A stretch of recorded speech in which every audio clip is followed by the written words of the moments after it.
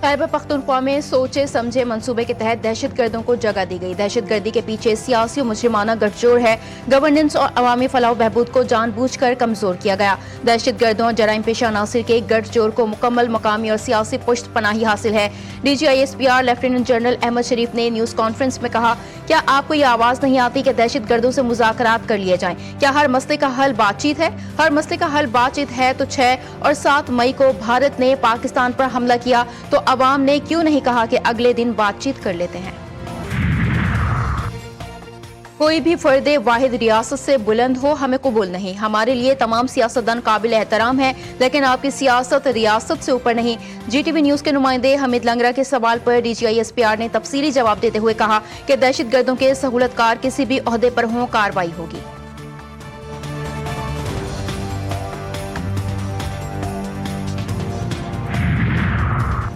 और रियासत किसी जत्थे के हाथों ब्लैकमेल नहीं होगी। TLP को रोकना मसला नहीं, लेकिन हुकूमत ने ताकत के कम से कम इस्तेमाल का फैसला किया है। वजीर मुमलिकत बराए दाखिला तलाल चौधरी ने इस्लामाबाद में न्यूज कॉन्फ्रेंस करते हुए कहा कि TLP एहतजाज के बजाय फसाद फैला रही है। TLP का एहतजाज और झत्ता, जिनका माजी गवाह है कि उन्होंने एहतजाज में भी जत्थे लाकर सिक्योरिटी फोर्सेज और सिविल और कौमी अमलाक पर न सिर्फ हमले किए, बल्कि उन हमलों में बहुत सारे लोग अपनी जान से गए। सिक्योरिटी फोर्सेज के लोग शहीद हुए।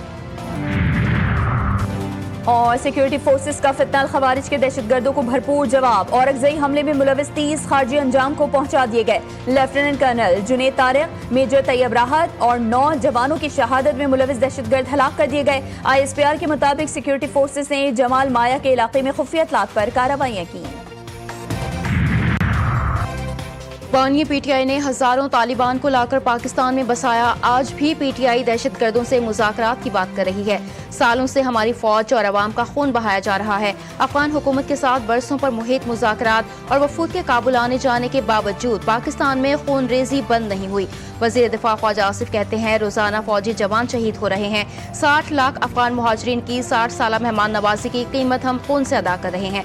वक्त आ गया अफगान मुहाजिरीन वापस लौट जाएं। ये कैसे मेहमान हैं जो मेजबान का खून बहाते हैं और कातिलों को पनाह देते हैं। पंजाब में 10 रोज के लिए दफा 144 नाफिज, 4 से ज्यादा अफराद के इकट्ठे होने, असलहा लेकर चलने, लाउड स्पीकर के इस्तेमाल पर पाबंदी। अब नौमान के पेश नजर मोटरवे M2 बंद।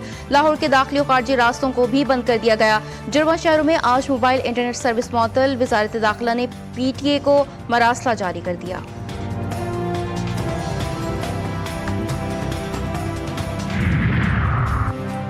तोशा खाना 2 केस में अहम पेशरफ्त। बानी PTI और बुशरा बीबी का 342 का अहम बयान सामने आ गया। जवाब में बानी PTI ने कहा कि इनामुल्लाह शाह को सोहेब अब्बासी से कम कीमत लगाने का भी कभी नहीं कहा।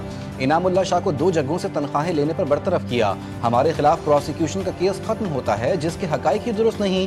चेयरमैन नैब ने बगैर इख्तियार 23 मई 2024 को वादा माफ गवाह सोहेब अब्बासी को माफ़ी दी। बुशरा बीबी ने अपने बयान में कहा, पर्दा नशीन खातून हूँ, कभी किसी सियासी सरगर्मी में हिस्सा नहीं लिया। एक ही जुर्म पर बार बार सजा नहीं दी जा सकती जिस तरह तोशा खाना में किया जा रहा है।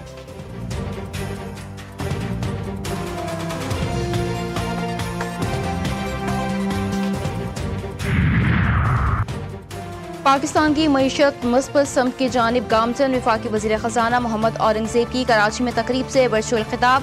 कहा, हुकूमती काविशों की बदौलत मुल्क ने मुआशी इस्तेहकाम हासिल कर लिया। इस्लाहाती अमला मुतालिका फ़रीक़ैन की मुशावरत से आगे बढ़ा रहे हैं। 3 बड़ी रेटिंग्स एजेंसीज ने पाकिस्तानी मुआशी अशारियों को मुस्बत करार दिया। सरमाकारों को साजगार माहौल की फराहमी हुकूमत की जिम्मेदारी है। अमरीकी सदर डोनाल्ड ट्रंप की ख्वाब चकनाचूर। आम का नोबेल इनाम खातून के नाम। दुनिया का सबसे बड़ा अवार्ड इंसानी हुकूक की कारकुन मारिया कोरिना ने अपने नाम कर लिया। मारिया कोरिना को वेनेजुएला में आज़ादी की जद्दोजहद में कोशिश पर बड़े एजाज़ से नवाजा गया। रबा बरस अमन इनाम के लिए 338 नामजदगियाँ थीं, जिनमें 244 शख्सियात और 94 तंजीमें शामिल थीं। अमन का नोबेल इनाम इनफरादी या इज्तिमाई गैर मामूली काविशों के सबब अमन की तरबीज और तनाज़े के खात्मे और इंसानी हुकूक की तरक्की की वजह से दिया जाता है। अली अमीन गंडापुर वज़ीर आला हाउस से डेरा इस्माइल खान चले गए। वज़ीर आला हाउस में अलविदाई मनाजिर। एहलकारों ने नेक तमन्नाओं के साथ रुखसत किया। अली अमीन गंडापुर ने रवानगी से कबल स्टाफ से मुसाफिहा किया और उनका शुक्रिया अदा किया।